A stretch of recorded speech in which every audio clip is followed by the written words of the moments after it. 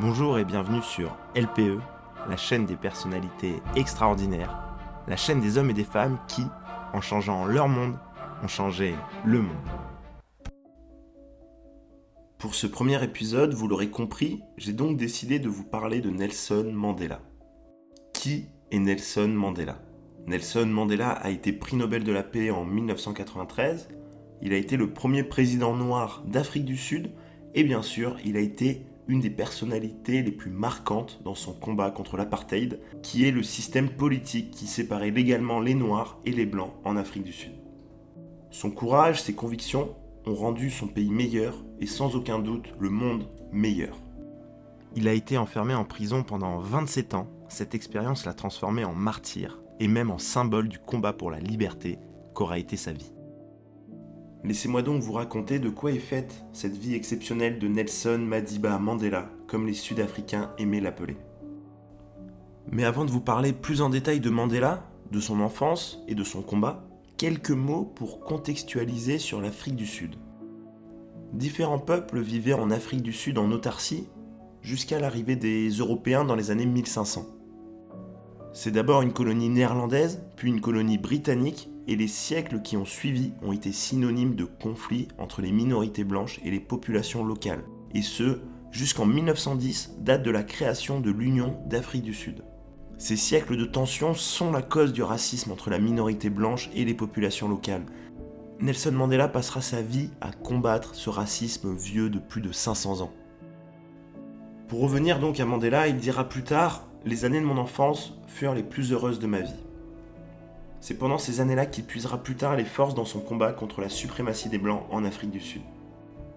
Il est né en 1918 dans une région qui était à l'époque occupée par des milliers de colons, hollandais, français, britanniques, et qui venaient dans son village pour trouver une main-d'œuvre bon marché pour les mines d'or, pour les mines de diamants qu'il y avait à Johannesburg.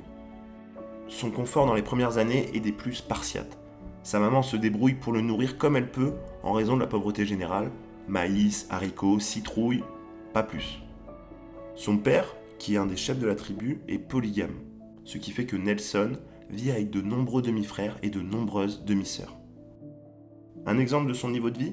Qu'est-ce qu'il utilisait en guise de brosse à dents à votre avis ? C'était tout simplement un cure-dent et de la cendre, ni plus ni moins. Niveau éducation, il commence à travailler très tôt. À 5 ans, il est déjà berger. On y trouve là l'origine de son rapport quasi mystique avec les animaux. Pour lui, les animaux sont source de nourriture mais aussi bénédiction de Dieu. Fait important dans ces premières années, de nombreux missionnaires européens sont présents en Afrique du Sud pour transmettre la religion chrétienne à un peuple qu'il considérait comme étant sans spiritualité. La maman de Nelson y est sensible et utilisera à partir de cette période le prénom Fanny. C'est grâce, entre guillemets, à ces missionnaires que le jeune Nelson, du haut de ses 7 ans, est le premier membre de sa famille à étudier. Fini la couverture qui lui servait de vêtement, il mettra à partir de ce jour un pantalon et une ficelle qui lui servira de ceinture. C'est à ce moment-là qu'il rencontre les premières personnes blanches de sa vie. C'est d'ailleurs sa maîtresse d'origine européenne qui l'appellera Nelson. Pourquoi Nelson ? Il ne le sait pas réellement. Certainement en lien avec le vice-amiral qui a combattu Napoléon. Bref, fini le prénom Rolilala. Dans cette jeunesse tout à fait classique pour ce milieu et cette époque, on peut se demander quels sont les événements qui ont marqué son enfance, forgé sa personnalité et qui l'ont amené à prendre le chemin qui a été le sien. Je vais vous raconter 4 événements qui ont chacun eu une importance primordiale dans sa construction. Tout d'abord, premier événement particulièrement marquant et traumatisant pour le jeune Nelson. À peine 9 ans, son papa meurt d'un étouffement pulmonaire. En plus du choc émotionnel évident, c'est un véritable changement logistique que ce décès représente. Sa maman Fanny décide de changer de village et d'aller dans la capitale provisoire pour que Nelson ait un nouveau tuteur, Jongin Taba, qui est le régent du peuple Tembu. Nelson sera profondément marqué par l'homme, par son élégance et par son autorité naturelle. Dans cette nouvelle famille d'adoption, Nelson a l'occasion d'entendre les grands parler, notamment de politique, de démocratie. Jongin Taba laisse à chaque fois parler ses invités avant lui-même de donner son opinion. C'est notamment grâce à cet homme que Nelson comprendra plus tard l'importance de la liberté d'expression. Il le dira lui-même après coup, pour décrire sa nouvelle vie, « Pour moi, c'était un royaume magique. il aime les corvées, il aime l'école, c'est son nouveau chez lui. C'est donc le décès de son père et les rencontres qui ont suivi qui ont finalement été la première étape dans la construction de l'homme Nelson Mandela. Anecdote qui n'a pas forcément eu le plus grand impact dans sa vie, mais que je tenais à raconter car elle aura été particulièrement marquante pour lui, comme pour tous les jeunes garçons de son entourage de l'époque. Nelson a 15 ans, et c'est à cet âge-là qu'il va devenir un homme au travers d'une cérémonie traditionnelle. 3 étapes pour ce passage d'enfant à homme. Première étape, voler un cochon chez un éleveur du village qui a mauvais caractère pour ensuite le manger. Ça va. Mandela dira plus tard « Aucun morceau de porc ne m'a jamais semblé aussi bon ». Il apprécie cette première étape, c'est pas la plus dure. Mais ensuite, moins marrant, la deuxième étape de cette cérémonie, c'est tout simplement une circoncision sans anesthésie. Là, ça fait mal. Troisième et dernière étape, il a dû s'enduire de chaux blanche sur tout le corps et aller enterrer son prépuce dans la forêt, qui était en fait une façon symbolique de se débarrasser de son enfance et de devenir un adulte. Vous en penserez ce que vous voudrez, mais personnellement, je passe mon tour. Pour revenir aux événements qui ont marqué sa jeunesse et qui ont eu un impact pour son engagement et pour sa vie, il y a eu un deuxième fait important qui forgera en partie ses convictions politiques. Il a cette fois 19 ans et il poursuit ses études à 200 km de son village, il est donc en internat. Dans ce nouvel établissement, il y a 2 personnes. La première, c'est le directeur Wellington, qui est un homme blanc, orgueilleux, qui se présente même comme étant un descendant de Napoléon. La seconde personne est le maître d'internat, le révérend Mokitimi, qui parle Xhosa, qui est la langue de Mandela. Les 2 hommes s'apprécient beaucoup. Un jour, il y a beaucoup de bruit dans la chambre de Nelson parce qu'il est en train de s'amuser avec ses amis. Vous pouvez l'imaginer, le directeur n'apprécie pas du tout et veut savoir qui est le coupable. Il convoque tout le monde, élèves, personnel d'éducation, et demande à ce que le coupable se dénonce. Personne ne dit rien. Il demande ensuite au révérend Mokitimi, qui est donc le responsable de l'internat et qui sait forcément d'où venait le bruit et donc qui sait qui est le coupable. Sauf que quand Wellington exige de lui communiquer le nom des élèves concernés, Mokitimi refuse tout simplement de désigner les coupables. Ça peut paraître anecdotique, mais pour Nelson, ce n'était pas juste un ami qui le couvrait, c'était bien plus que ça. Il dira plus tard de cet événement « Je me rendis compte que le docteur Wellington n'était pas un dieu et qu'un noir ne devait pas automatiquement obéir à un blanc, même s'il s'agissait de son supérieur. » Là, on est clairement sur le petit événement, mais qui a eu un impact énorme sur la vie d'un homme. Troisième événement marquant dans la construction de sa personnalité, c'est l'intervention devant de nombreux élèves, dont évidemment Nelson Mandela, du poète Mkayi. Le poète, qui est aussi dramaturge, romancier, historien, leur livre des poèmes dans lesquels il exalte les valeurs du peuple Xhosa. Et suite à ces poèmes, Nelson se convainc qu'il est d'abord un Xhosa avant d'être un Africain. Quatrième et dernier événement dans sa jeunesse qui a impacté la personnalité, la vie de Nelson Mandela, c'est un dilemme qu'il a connu à l'université. En fait, il a fait ses études dans la seule université du pays qui acceptait des Africains noirs.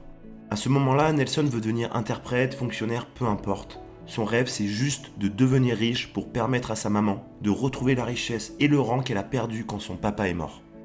Pendant ces années, Nelson, il faut se l'imaginer, il est grand, distingué, il présente tellement bien que ses camarades le désignent pour siéger au conseil représentatif des étudiants, le CRE. Mais à peine élu, il démissionne. Il comprend que le principal de l'université veut transformer le CRE en simple chambre d'enregistrement qui n'a pas voix au chapitre. Un ultimatum est posé à Nelson. Ou bien il accepte, ou bien il quitte l'université. Il refuse et décide de quitter l'université. Il n'a pas le choix, il doit rentrer dans son village où son tuteur l'attend et lui a déjà choisi sa future femme. Nelson bataille, Nelson essaye de négocier, mais Nelson ne peut pas y échapper. Il doit se marier avec la femme que son tuteur lui a choisie, c'est la tradition qui l'exige. Seule solution pour lui, il doit fuir, et ce sera vers Johannesburg. Il faut se rendre compte qu'à l'époque, aller dans une grande ville comme Johannesburg, c'était pas comme aujourd'hui, où un simple billet de train suffit et on se retrouve à Paris. Non, à l'époque, il faut de l'argent, il faut des papiers. Donc Nelson vole en cachette 2 bœufs du régent, il va les vendre pour avoir un petit peu d'argent. Il va voir un de ses parents éloignés pour obtenir un native pass qui permet de circuler librement dans la ville et dans le pays. C'est donc le début d'une nouvelle partie de sa vie. Fini une partie de sa jeunesse, même s'il doit encore finir ses études. Mandela est à présent un homme bien seul à Johannesburg. Une fois là-bas, il doit travailler mais veut aussi finir ses études en cours du soir. Il va trouver un emploi dans les mines d'or, mais grâce à ses études, il ne sera pas ouvrier mais veilleur de nuit. Il va même finalement trouver un emploi de bureau. C'est à cette période qu'il va rencontrer plusieurs personnes importantes qui auront un impact sur sa vie. Le premier est Walter Sisulu, qui a 6 ans de plus que lui. C'est un homme d'affaires, mais aussi un membre de l'ANC, l'African National Congress, qui est la plus ancienne organisation politique du continent africain. Cette organisation a pour objectif l'émancipation de la communauté noire sud-africaine et plutôt de manière pacifique.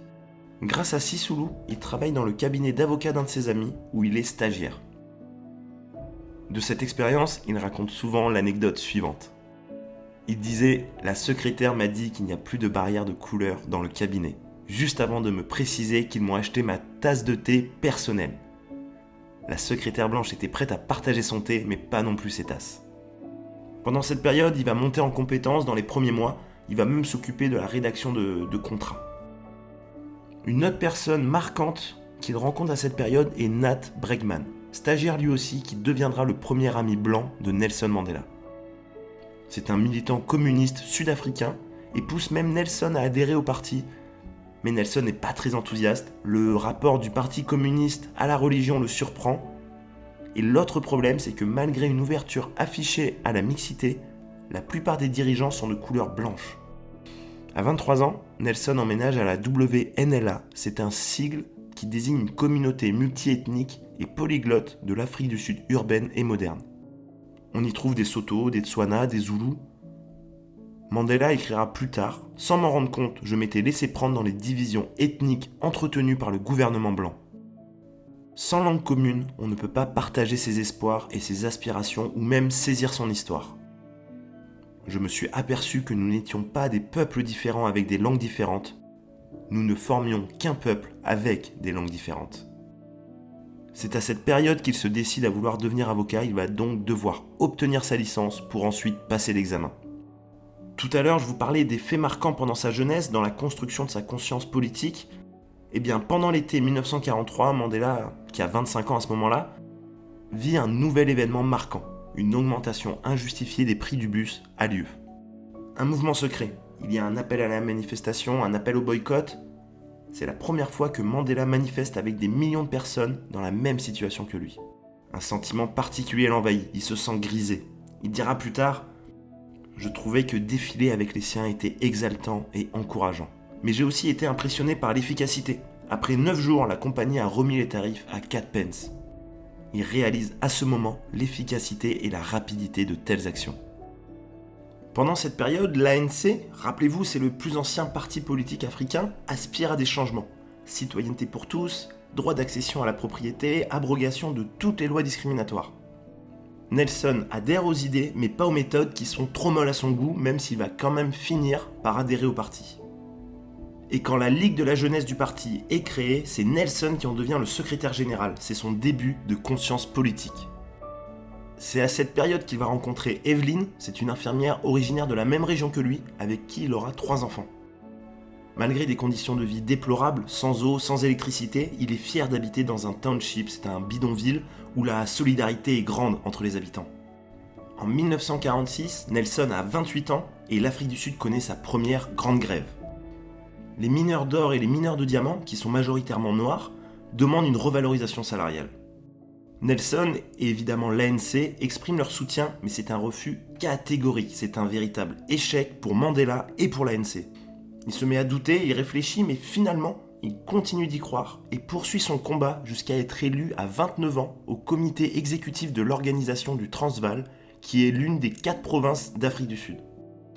À ce moment-là, il est motivé, il est plein d'espoir. Il pense que ce premier poste à responsabilité sera très important pour son engagement nationaliste. Son objectif, il veut faire admettre que l'Afrique du Sud est un pays multiracial.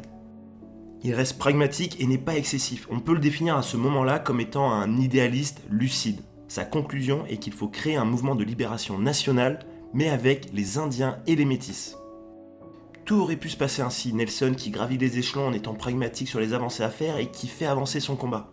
Mais en 1948, Nelson a 30 ans et la vie politique sud-africaine connaît un changement brutal et inattendu. Les élections générales portent au pouvoir le Parti national, qui est en fait le parti nationaliste. C'est une organisation ouvertement raciste avec des slogans de campagne terribles comme « le nègre à sa place » ou encore « les coulisses dehors ». Les coulisses, c'est le mot qui désigne les travailleurs agricoles d'origine asiatique. On est vraiment dans un environnement très tendu, très raciste. D'ailleurs, le dirigeant du parti, le pasteur Malan, fait la promotion d'une renaissance de la pureté afrikaner.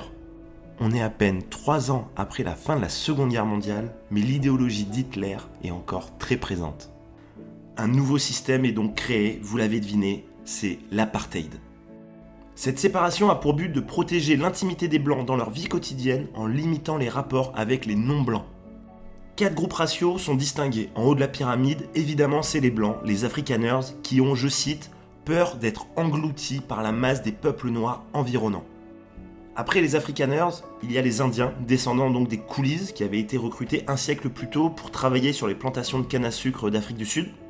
Ensuite, il y a les Métis, puis en dernier, les Noirs, qui représentent pourtant les 2/3 du pays, mais que la nouvelle loi va encore diviser en 9 ethnies, parmi lesquelles les Zoulous et les Xhosa. Divisé pour mieux régner, on est en plein dedans.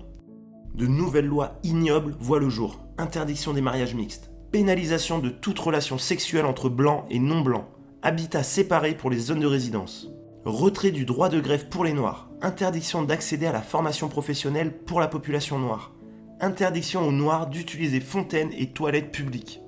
Pour Mandela, furieux, outré, scandalisé, il faut dénoncer, il faut combattre ces lois diaboliques, notamment en manifestant en masse comme l'avait fait Gandhi en Inde. Avec ces nouvelles lois, une distance se crée au sein de l'ANC entre les jeunes et les plus anciens. En fait, les jeunes sont plus révoltés et même plus révolutionnaires. Les élections vont venir acter cette différence de vision entre les jeunes et les anciens, ce qui va permettre à Nelson Mandela de rentrer au comité national de direction de l'ANC à ce moment-là, c'est-à-dire il rentre dans la direction du parti. Malgré le contexte national exécrable, il finit quand même par obtenir son diplôme d'avocat et ouvre son propre cabinet avec son ami de l'université Oliver Tambo dans un des seuls immeubles de Johannesburg pouvant être loué par des Africains parce que les propriétaires sont indiens. Un tournant dans l'approche de Nelson Mandela va avoir lieu en 1953. Jusqu'ici, il est pragmatique, il est mesuré, mais cette fois-ci, il va monter d'un cran dans son opposition au gouvernement. Ce tournant a lieu quand le gouvernement impose aux habitants noirs de Sophiatown de déménager vers un autre township noir, Soweto. La raison officielle, à cause de l'insalubrité. La raison réelle, c'est parce que la population blanche voyait d'un mauvais œil l'extension de ce bidonville. L'ANC dénonce cette injustice avec évidemment Mandela en tête. Quand Mandela va à Sophiatown pour faire ses discours, ce sont des masses de personnes qui se déplacent pour l'écouter. Certainement grisé par ce succès et révolté par le gouvernement, il se met à faire des discours enflammés. Il dénonce les répressions du gouvernement, il va même jusqu'à laisser entendre que le temps de la résistance passive est terminé. Il ira jusqu'à dire pendant un discours « Voici nos ennemis, prenons les armes, attaquons-les » en désignant les rangées des policiers présents. Il dira encore « Regardez, les voici nos ennemis ». On voit là une évolution majeure dans sa vision pour faire évoluer les choses. Ici, la méthode Gandhi, selon lui, ne fonctionne pas et ne fonctionnera pas. Pourquoi ? Parce que ce n'est pas la même situation qu'en Inde. Le combat n'est pas contre une puissance étrangère et l'autorité en Afrique du Sud n'utilise absolument pas les mêmes règles. L'autorité ici est violente, donc la non-violence lui paraît inadaptée. Le problème à ce moment-là, c'est que l'ANC et ses membres sont nombreux à être scandalisés par les discours enflammés de Mandela. Ils ont peur en fait que le gouvernement durcisse les règles contre eux. Isolé, Mandela s'excuse et s'engage à être plus prudent lors de ses prochains discours. Mais malgré son combat, l'évacuation de Sophiatown a bien lieu par des policiers, des militaires et même des bulldozers. Cela finit de convaincre Mandela que le feu ne peut se combattre que par le feu. Mandela devient de plus en plus gênant pour le gouvernement au point qu'il reçoit l'ordre de limiter ses déplacements professionnels à la seule région de Johannesburg avec l'interdiction formelle de toute participation à des meetings politiques. C'est notamment dû à cette interdiction que son célèbre discours intitulé « Le chemin vers la liberté n'est pas facile » que ce discours sera prononcé par un autre membre de l'ANC. Dedans, il dénonce le gouvernement et annonce qu'il va falloir changer les règles de protestation et de lutte. Pour autant, malgré cette interdiction, le combat continue pour lui et pour l'ANC et c'est à cette période que la Charte pour la liberté est écrite. Cette charte, c'est le résultat d'un long travail initié par un appel de l'ANC à des associations sportives, culturelles et aussi à des syndicats. Le résultat de cette charte, c'est une déclaration fondatrice qui rassemble de nombreuses idées avec plusieurs exigences, dont la plus connue est « un homme, une voix ». Voici le préambule de la charte.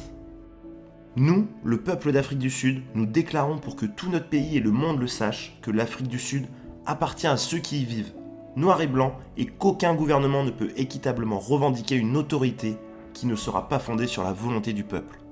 Que notre peuple a été dépossédé de son droit de naissance à la terre, de la liberté et de la paix par une forme de gouvernement fondé sur l'injustice et sur l'inégalité. Que notre pays ne sera jamais ni prospère ni libre tant que tout notre peuple ne vivra pas dans la fraternité et ne bénéficiera pas d'une égalité de droits et de chances. Que seul un État démocratique fondé sur la volonté du peuple peut assurer à tous leurs droits sans distinction de couleur, de race, de sexe ou même de croyance. Et par conséquent, nous, le peuple d'Afrique du Sud, noirs et blancs ensemble, égaux, compatriotes et frères, nous adoptons cette charte de la liberté. Et nous nous engageons à ne ménager ni notre force ni notre courage tant que les changements démocratiques énoncés ici n'auront pas été réalisés. On pouvait s'y attendre, mais cette charte ne plaira pas du tout, mais alors pas du tout, au gouvernement. Sa réaction, la plus importante opération de police jamais vue en Afrique du Sud, est lancée. C'est l'opération T, des perquisitions au domicile et au bureau d'avocats et de journalistes. Plus de 500 descentes de policiers ont lieu.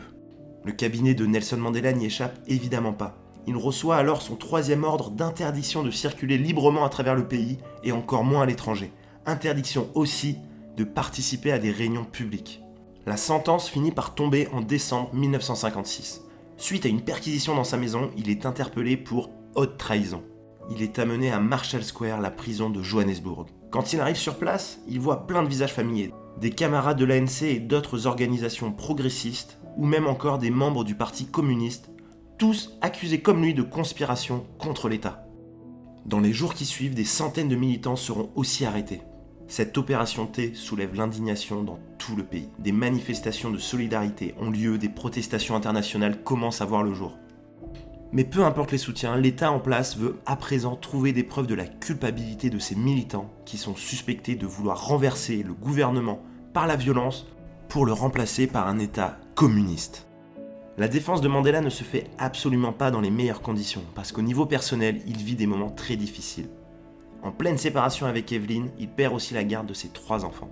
Vous l'aurez compris, ce n'est clairement pas le meilleur moment de sa vie. En plus de ses difficultés familiales, son procès est une véritable mascarade. Tous les trucages sont permis. Faux témoignages, documents tronqués, manœuvres juridiques. Le juge, c'est Oswald Pirow, un ancien ministre de la Justice, membre du Parti nationaliste, un fils d'immigrants allemands, admirateur d'Hitler, qu'il qualifiera lui-même de plus grand homme de son temps. Bon, là, ça s'annonce compliqué pour Mandela. Par chance, entre guillemets, le juge meurt en 1959 d'une crise cardiaque alors que le procès n'est toujours pas fini. Ce procès qui a débuté en 1957 se prolonge jusqu'en 1961. Pendant le procès, Mandela est forcément moins actif politiquement, mais le gouvernement n'est pas tranquille pour autant. Une autre organisation politique, le Congrès panafricain, le PAC, organise des manifestations contre le pass, ce laissez-passer qui est utile pour les personnes noires pour circuler dans le pays. Et en mars 1960, un nouveau pas est franchi dans l'escalade de violence et de haine qui a lieu entre l'État et la population noire. Le Congrès panafricain organise une manifestation devant le commissariat de Sharpeville, qui est un township de Johannesburg. Résultat, 70 policiers tirent dans la foule, surtout dans le dos. 69 morts, 200 blessés, hommes, femmes, enfants, personne n'est épargné. C'est un véritable massacre. Cette atrocité fait réagir dans le pays et même aux États-Unis. Mais le gouvernement d'Afrikaners ne recule toujours pas et va même jusqu'à décréter l'état d'urgence pour pouvoir interdire le Congrès panafricain et l'ANC. Rien à ce moment-là ne présage une quelconque amélioration du conflit. Malgré cette ambiance particulièrement tendue, une bonne nouvelle a lieu pour Mandela. Lui et ses camarades décident de se défendre eux-mêmes à leur procès et par un mélange d'habileté et de prudence, ils finissent par être déclarés non coupables et même acquittés en 1961. Mandela peut même en profiter avec sa nouvelle compagne, Winnie, plus jeune que lui de presque 20 ans, avec qui il aura 2 filles. Il avait commencé son procès 4 ans plus tôt en pleine séparation et avec la quasi-certitude d'être déclaré coupable. Il en ressort avec une nouvelle compagne et acquitté. Un autre événement important a lieu dans la politique nationale sud-africaine en mai 1961. le Parti national instaure une république en Afrique du Sud. Ça faisait des décennies que les Afrikaners en rêvaient, c'était une façon pour eux de se venger de leur défaite contre les Britanniques au début du siècle. L'idée, c'est d'avoir une république qui sortira totalement les Britanniques des affaires sud-africaines. L'idée aussi, c'est de donner une impression de démocratie. Est-ce que cette démocratie est réelle ? Pas vraiment, le scrutin sera réservé uniquement aux Blancs. On le voit, malgré tous les efforts de Mandela, il n'y a toujours aucun résultat visible. Faut-il passer à la lutte armée ? Mandela et de nombreux militants le pensent à ce moment-là. L'ANC et Mandela en particulier vont créer donc une armée qui sera liée à l'ANC mais quand même indépendante et autonome. On rentre dans un nouveau défi particulièrement dangereux. Pour Mandela, pour l'État, pour les militants, pour tout le monde dans le pays. Pour Mandela, la conquête de la liberté est à ce prix. Cette armée, la lance de la nation, sera connue sous le nom de MK. Cette organisation doit donc agir discrètement. Il faut s'imaginer l'organisation de l'armée du film Fight Club, c'est-à-dire que c'était des cibles locales qui sont choisies, on sabote, on détruit, mais avec l'ordre non négociable de Nelson Mandela d'éviter toute victime civile. Attention, il ne faut pas se tromper sur la volonté de Mandela à ce moment-là. Ce n'était pas le Mandela des années 90, calme et posé. À ce moment-là, il veut une insurrection armée, il veut une véritable révolution. Il lit le livre De la guerre, il l'explique en premier lieu, je voulais connaître les principaux fondamentaux pour lancer une révolution armée, une guérilla. Il va aussi lire Mao Tse-tung dont il dira la révolution chinoise est un chef-d'œuvre, un vrai, c'est tout simplement miraculeux. Il vit comme un fugitif à ce moment-là, il passe de planque en planque et finit par s'installer dans une ferme qui sert de QG au MK. Le MK pose des bombes devant des infrastructures gouvernementales et va derrière revendiquer ces explosions en distribuant des tracts où il est écrit dessus « Dans la vie de toute nation, il vient un moment où il ne reste que deux choix, se soumettre ou combattre ». Ces actions visibles du MK font réagir le gouvernement, mais ses membres restent insaisissables. Les citoyens blancs commencent à s'inquiéter de cette rébellion que l'État n'arrive malheureusement pas à mater. Pour gagner en notoriété dans le monde et rencontrer des soutiens politiques et financiers, Nelson va alors quitter le territoire pour aller à plusieurs endroits malgré son interdiction. Première étape, Addis Abeba en Éthiopie où une grande conférence sur la libération de l'Afrique a lieu en 1962. Il utilise des avions clandestins et passe par le Botswana, le Soudan pour finalement arriver en Éthiopie. Pendant cette conférence, il va être surpris par ce qu'il apprend. Sa cause est vue comme étant divisée entre l'ANC et donc le MK et le Congrès panafricain qui avait été très médiatisé avec la scène de Sharpeville. Il est aussi soupçonné de collusion avec les communistes blancs sud-africains. Tout cela donne une mauvaise image de sa cause sur tout le continent africain. Il comprend qu'il va devoir redoubler d'efforts et de persuasion dans ses prochains voyages. Il va en Égypte, en Tunisie et au Maroc, à Rabat. Là-bas, il rencontre les dirigeants du Mozambique, de l'Angola et de l'Algérie qui est alors en pleine guerre d'indépendance avec la France. On est à ce moment-là quelques mois avant les accords d'Évian de 1962 et donc de l'indépendance de l'Algérie. Mandela est fasciné par la situation algérienne qui ressemble beaucoup à son pays. Faute de moyens et d'hommes, la victoire ne peut pas être militaire et il le sait. Ses rencontres avec des dirigeants du FLN en Algérie lui permettent de comprendre une chose fondamentale que jusqu'ici il n'avait pas compris. L'action pour l'action ne marche pas et ne marchera pas, il faut gagner une autre guerre. Laquelle ? Celle de l'opinion publique internationale. Son périple va continuer au Mali, en Guinée, en Sierra Leone, au Libéria et même au Ghana, pour finir finalement à Londres. Là-bas, il rencontre le patron du journal The Observer, qui fera des articles élogieux sur l'ANC. L'entreprise de séduction de l'opinion publique internationale commence. Avant de rentrer en Afrique du Sud, Nelson retourne en Éthiopie pour faire une formation militaire avec plusieurs instructeurs. Il apprend à manier pistolets et fusils automatiques, à fabriquer des bombes et des mines. Un véritable guérillot en puissance. Mais nouveau tournant dans sa vie et dans son combat. Quelques semaines à peine après être rentré en Afrique du Sud, il est reconnu par des policiers et se fait arrêter. Fini la vie de fugitif qu'il avait depuis 17 mois, Mandela a alors 44 ans. Comment la police savait-elle qu'il serait là à ce moment-là ? C'est une question à laquelle Mandela n'aura jamais vraiment la réponse. Un traître ? Aucune idée. Mais en 1990, l'international Herald Tribune publie une information qui explique que la CIA avait un agent infiltré au sein de l'ANC. Je vous laisse vous renseigner dessus si ça vous intéresse. L'important ici, c'est que Mandela est à nouveau arrêté. Son arrestation est suivie de nombreuses manifestations avec le slogan tout simple « Libérez Mandela ».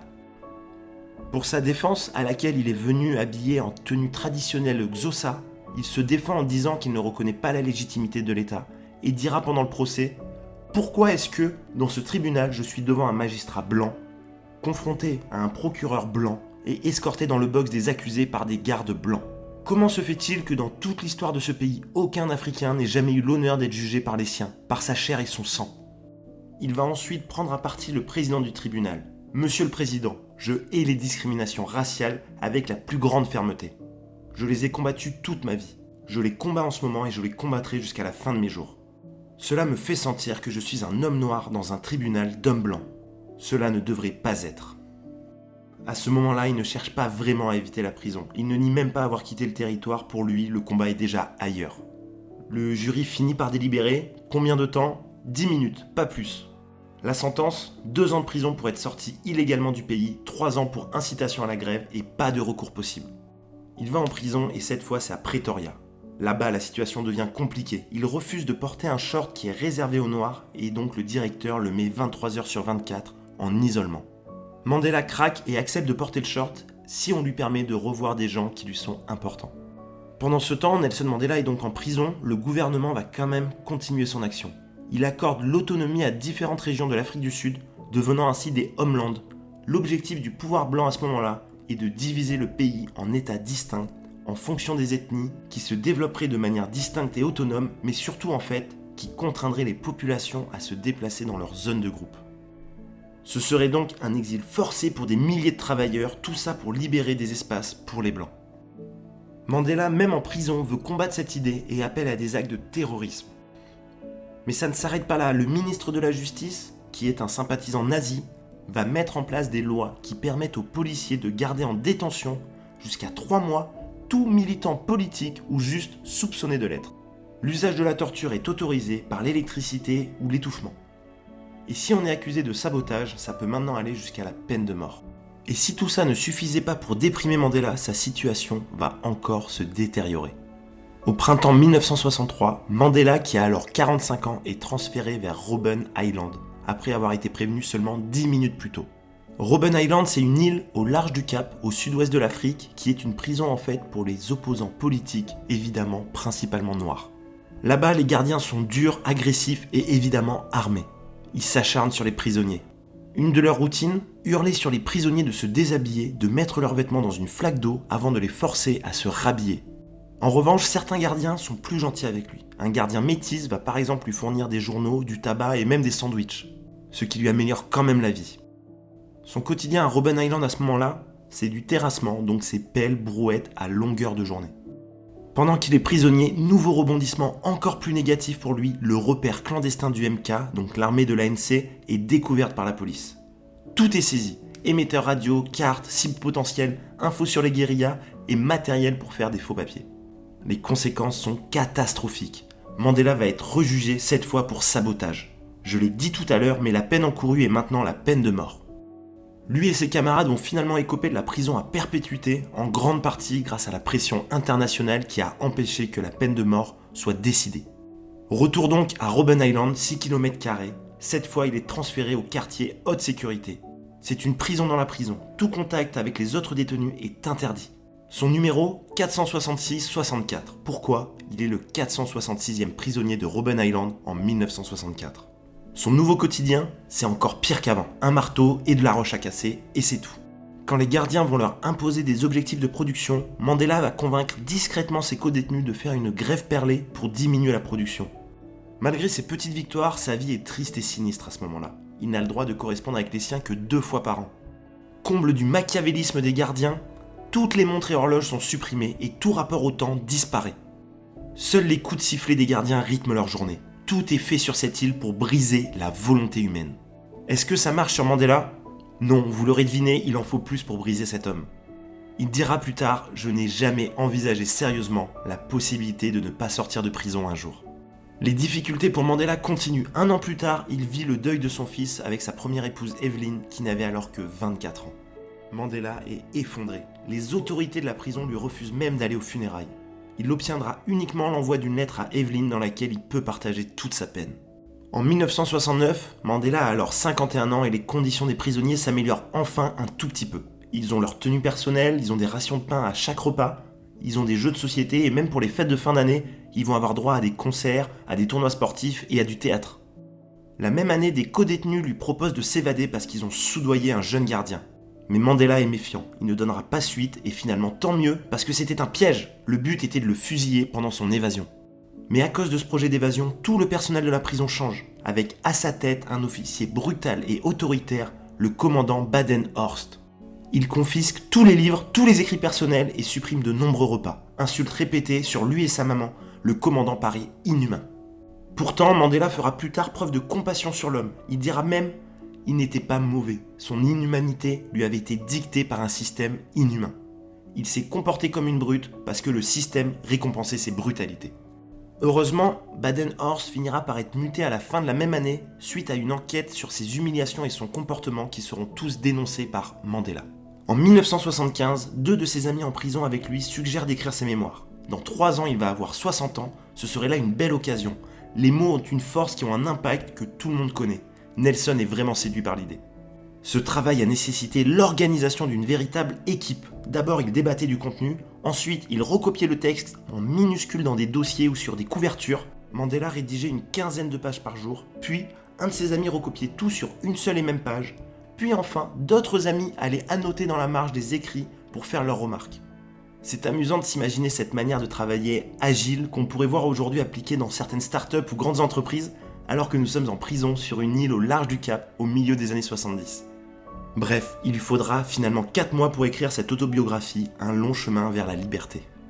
1 an plus tard, quand un codétenu de Mandela est libéré après 12 années de détention, il va cacher dans ses affaires la biographie de Mandela, qu'il apportera ensuite à son ancien associé Oliver Tambo à Londres pour le faire publier. On le sent, la période change, la pression internationale s'accentue mois après mois, et le ministre de l'Intérieur sud-africain, Kruger, propose à Mandela pour la première fois une libération avec femme et enfants, à l'unique condition de ne plus s'impliquer politiquement. Proposition qu'évidemment Mandela refuse avec force. Pendant ce temps, sur le continent, les choses continuent de bouger. À Soweto, en 1976, une manifestation de collégiens a lieu. Le gouvernement veut rendre l'afrikaner langue obligatoire, et pour les jeunes noirs, ça revient à se faire imposer la langue de l'oppresseur blanc. Résultat, 23 morts et 220 blessés selon la police, plus de 200 morts selon le camp des victimes. Le chiffre exact est certes débattu, mais pas le fait que de nombreux collégiens sont morts par des balles dans le dos. De nombreux townships noirs du pays vont s'enflammer, se soulever pour protester. L'opinion internationale est prise à témoin, l'ONU est obligée de réagir. Un embargo sur les ventes d'armes a lieu l'année d'après. La pression sur le gouvernement s'accentue. Mandela rencontrera d'ailleurs à Robben Island des jeunes qui se sont fait arrêter pendant ces manifestations. Il sera impressionné par ces jeunes qu'il rencontre. Il dira plus tard « Ces jeunes étaient différents de tout ce que nous avions vu jusqu'ici. Ils se montraient courageux, hostiles et agressifs. Ils refusaient d'obéir aux ordres et criaient pouvoir à chaque occasion. » Aux yeux de ces jeunes rebelles, Mandela est vu comme un modéré. C'est un comble pour celui qui avait créé le MK, le bras armé de l'ANC, seulement quelques années auparavant. Mandela, il reste un leader charismatique et grâce à ses qualités de persuasion, il va quand même réussir à convaincre ces jeunes révolutionnaires énervés de le suivre dans son approche qui peut paraître originale à ces jeunes énervés. Quelle est l'originalité à ce moment-là de sa philosophie ? En fait, en défendant l'identité noire, il ne veut exclure aucune race. Aujourd'hui, ça peut paraître normal, mais à l'époque, ce n'était pas du tout l'idée la plus populaire. Grâce à cette gestion des prisonniers et au calme dans la prison qu'il a permis de retrouver, les gardiens permettent à Mandela de faire du jardinage sur un bout de terrain qu'on lui a réservé. Et si je parle du jardinage, c'est parce que Mandela fera plus tard un parallèle entre sa conception du rôle de chef avec le métier de jardinier. Il dira, comme un jardinier, un dirigeant politique est responsable de ce qu'il cultive. Il doit faire attention à son travail, il doit essayer de repousser les mauvaises herbes, garder ce qui peut l'être et éliminer ce qui ne peut pas réussir.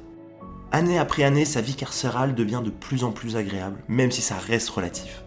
Des campagnes dans le monde se font pour demander sa libération.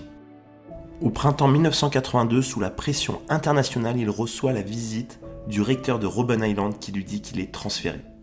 Sans préavis, il quitte cellule, codétenu et Robben Island, endroit où il a quand même passé 18 ans de sa vie derrière les barreaux. Il est donc transféré dans une prison au Cap. Là-bas, Mandela aura de la place, 30 mètres carrés, l'ensemble est propre, moderne, toilettes et douches séparées. Très différent de Robben Island. La cellule est prévue pour 3, mais il sera seul dedans pour améliorer son confort. Les repas, cette fois-ci, c'est viande, légumes à chaque repas, l'équivalent pour lui d'un étoilé en comparaison de ce qu'il a connu à Robben Island. Il comprend à travers ce transfert que les autorités veulent apaiser la tension avec son parti. C'est encore plus clair quand ses camarades du MK qui étaient avec lui à Robben Island vont venir le rejoindre dans sa nouvelle prison au Cap. Pourquoi ce revirement? Est-ce dû à la pression internationale? En partie effectivement. Le nouveau Premier ministre sud-africain Niël Barnard, qui est arrivé en 1978, comprend que l'ANC marque des points sur la scène internationale et que l'Afrique du Sud ne tiendra pas longtemps face au boycott en cours, notamment sur les aspects économiques, militaires et diplomatiques. En plus, sur la situation intérieure, c'est toujours émeute sur émeute. La situation devient intenable pour le gouvernement.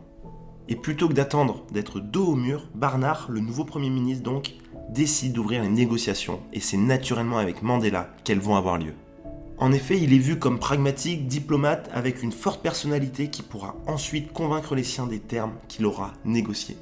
Mais Mandela n'aime pas non plus les conditions dans lesquelles ces négociations ont lieu et il écrira un nouveau discours qui fera date, qui sera cette fois-ci prononcé par sa fille. Je cite : « Quelle liberté m'offre-t-on si l'organisation du peuple reste interdite ? Quelle liberté m'offre-t-on si je peux être arrêté pour violation à la loi sur le pass ? Quelle liberté m'offre-t-on de vivre avec ma famille si ma chère femme reste assignée à résidence à Brantford ? Quelle liberté m'offre-t-on si je dois demander l'autorisation de vivre dans une zone urbaine ? Quelle liberté m'offre-t-on si l'on ne respecte pas mes concitoyens sud-africains ? Seul un homme libre peut négocier.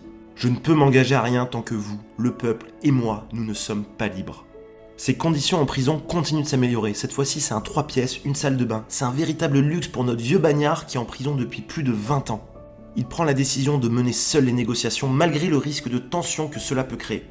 Il dira plus tard, je cite, « Il y a des moments où un responsable doit marcher en avant du troupeau, partir dans une nouvelle direction en se fiant à lui-même pour s'assurer qu'il mène son peuple sur le bon chemin. » Même si les voyants sont au vert, les négociations sont entrecoupées de longs mois de silence et les tensions dans le pays restent les mêmes. Des opérations commando contre l'ANC et le MK, des soulèvements et des manifestations dans les townships, une grève générale, la tension est encore très grande. Bien que ces conditions s'améliorent, Mandela reste méfiant. Peut-être que le gouvernement en place n'attend qu'une chose, c'est le piéger pour le décrédibiliser ou même encore attaquer ses facultés mentales. D'ailleurs, on apprendra en 1998 que des scientifiques de l'apartheid avaient projeté de léser le cerveau de Mandela juste avant sa libération. C'est finalement en 1988 que les négociations démarrent réellement. Dans les négociations, il y a un gros sujet très compliqué. C'est la collusion entre l'ANC et les communistes. Il faut se resituer. À la fin des années 80, on est à la fin de la guerre froide et le communisme est vu comme l'empire du mal. En décembre 1988, Mandela est transféré vers sa dernière prison, c'est cette fois-ci à 50 km du Cap. Là-bas, ce n'est plus vraiment une prison, mais plutôt une résidence surveillée pour Mandela. On est à mi-chemin entre la détention et la liberté. Là-bas, il peut même accueillir sa femme Winnie et ses enfants. Quelle est l'idée derrière ce confort qu'on lui accorde ? C'est tout simplement que Mandela arrive à convaincre les siens de l'utilité des négociations. Mandela en est presque à se plaire dans sa nouvelle vie avec son officier gardien qui ressemble finalement plus à son cuisinier attitré, avec qui d'ailleurs il se liera d'une grande amitié. Pour autant, il continue humblement de faire sa vaisselle, de faire son lit chaque matin ou encore de faire ses lessives à la main. Dans sa nouvelle prison, les négociations se poursuivent avec le nouveau président Frédéric de Klerk. De Klerk est décidé à faire bouger les choses. Lors de son discours d'investiture, il déclare qu'il est pour la paix et pour des changements institutionnels qui sont nécessaires et inévitables. Il va ensuite allier les actes aux paroles. Quand une marche au Cap est organisée pour protester contre les violences policières, De Klerk l'autorise et n'organise aucune répression, chose impensable seulement quelques mois plus tôt. Peu de temps après, le président accepte de libérer les camarades de Mandela de l'ANC, notamment Walter Sisulu. Rappelez-vous, c'était l'un de ses premiers amis qu'il avait rencontré à Johannesburg.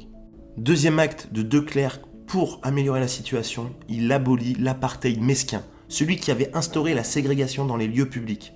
À présent, tous les Sud-Africains pourront fréquenter toilettes, plages, jardins publics comme bon leur semble. Il ne faut pas se tromper, c'est par conviction qu'il agit, mais pas uniquement. En Europe, le mur de Berlin est tombé, l'URSS ça touche à sa fin, donc l'excuse du communisme contre l'ANC ne tient plus, il doit agir et il doit agir vite. Finalement, vous l'avez senti venir, Mandela va finir par être libéré, ce sera le 11 février 1990. Il y a d'ailleurs un reportage que j'ai mis en description sur cette journée, je vous laisse le regarder si ça vous intéresse. À sa sortie, ses gardes le serrent dans ses bras. Malgré la distance morale qui les sépare, ils se sont attachés à ce personnage exceptionnel. Il y a une foule de partisans et de journalistes qui l'attendent. Il va ensuite au Cap où il va faire son premier discours d'homme libre après 27 ans derrière les barreaux. Des dizaines de milliers de Sud-Africains se sont rassemblés pour écouter l'homme. Après une attente volontairement longue, Mandela apparaîtra sur la place de l'hôtel de ville en criant « Amandla, Amandla » signifiant « pouvoir en Xhosa ». La foule lui répond en Xhosa « le pouvoir au peuple ». La première phrase de son discours, c'est « Je ne suis pas un prophète, mais votre humble serviteur ». Il rappelle directement qu'il veut se réconcilier avec la minorité blanche du pays et qu'il ne veut surtout pas de guerre civile. C'est une nouvelle phase qui commence pour Mandela, qui veut accéder au pouvoir pour devenir réellement acteur du changement en Afrique du Sud. Dans cette nouvelle période de sa vie, il doit s'adapter très vite à des changements brutaux. Micro-ondes, internet, téléphone portable, médias de masse. Tout ça n'existait pas quand il est rentré en prison 27 ans plus tôt. Sauf que malgré les apparences, on n'est pas loin de la guerre civile en Afrique du Sud. La communauté noire et la minorité blanche s'affrontent dans la violence et Mandela perdra sa petite fille qui avait seulement 18 mois dans une explosion à Soweto. Il demande au gouvernement de réagir, ce qui se fera à travers la mise en place de couvre-feu. Dans un discours, il annoncera officiellement la suspension par l'ANC de la lutte armée et donc la dissolution du MK. Il demande à tous d'oublier le passé et de se réconcilier. Vous l'avez vu, la personnalité et la mentalité de Nelson Mandela a vraiment évolué au fur et à mesure des décennies. Et c'est grâce à cette décision que le président de Klerk peut démarrer officiellement les négociations pour une nouvelle constitution. L'aboutissement a lieu en 1993 avec l'annonce d'une élection au suffrage universel selon le principe très cher à Mandela, un homme, une voix. C'est d'ailleurs pour tous ses travaux sur la Constitution et sur cette nouvelle élection qu'il recevra le prix Nobel de la paix avec de Klerk en 1993. Malgré la menace d'une guerre civile et le sabotage des élections, Mandela, une nouvelle fois en mélangeant force, persuasion et compréhension, arrive à apaiser la situation et c'est ainsi que les élections ont lieu en 1994. Avec 60% des suffrages, Mandela est finalement élu président de l'Afrique du Sud. C'est dans la joie et avec le slogan « Now is time » que ses partisans fêtent sa victoire. La nation arc-en-ciel voit enfin le jour. Une blague d'ailleurs était connue à l'époque par les hommes politiques français qui est toujours d'actualité à mon sens. La blague c'était « Quelle est la différence entre Nelson Mandela et un homme politique français ?» La différence c'est que c'est avant d'être élu que Nelson Mandela a fait de la prison. Bref, revenons à Mandela en 1994. À votre avis, quelle serait la meilleure preuve de sa bonne foi quand il dit qu'il veut que tout le monde se réconcilie ? Sa solution, il prend de Klerk comme vice-président. Malgré son élection, les difficultés restent présentes dans le pays et les affrontements et les violences sont le quotidien des citoyens. La Coupe du monde de rugby de 1995 qu'accueille l'Afrique du Sud serait-elle l'occasion pour un changement tant attendu par Nelson Mandela ? Le président le souhaite et c'est pour ça qu'il soutiendra les Springboks, symbole pour beaucoup de l'apartheid, équipe majoritairement blanche. Dans cet objectif, Mandela s'alliera avec le capitaine des Springboks, François Pienaar. François Pienaar, c'est Matt Damon dans le film Invictus. Je ne sais pas si vous l'avez vu, mais si vous ne l'avez pas vu, regardez-le. Et pour la première fois, un joueur noir, Chester Williams, fait partie de l'équipe. C'est évidemment le joueur favori de la population noire, et c'est d'ailleurs très bien mis en avant dans le film Invictus. Mais 2 ans après son élection, Mandela le reconnaît, son bilan est finalement mitigé. Le chemin est long et plein d'embûches. Beaucoup de promesses ne sont finalement pas tenues, notamment sur l'eau courante et l'électricité qui avaient été promises à des millions de personnes. Économiquement, c'est compliqué et malgré la fin de l'apartheid, les inégalités persistent. Il décide qu'il se retirera en 1999 et jusqu'à cette date sera en fait en semi-retraite. Il en profite pour passer plus de temps avec sa famille. Il lui arrivera même de s'interroger sur sa vie en se disant « Ai-je bien choisi en plaçant le bien-être du peuple avant celui de ma propre famille ?» Il quitte la vie politique en 1999 après son mandat pour devenir plus une sorte d'ambassadeur international pour la paix. Quand il perd son fils de 54 ans du sida en 2005, il décide de faire de la lutte contre le sida son dernier combat. Sa collecte de fonds aura le nom 466-64 en mémoire de son ancien matricule, et ce chiffre devient alors le chiffre emblématique de la lutte contre le sida. Il décédera finalement en 2013 à son domicile suite à une infection respiratoire à l'âge de 95 ans.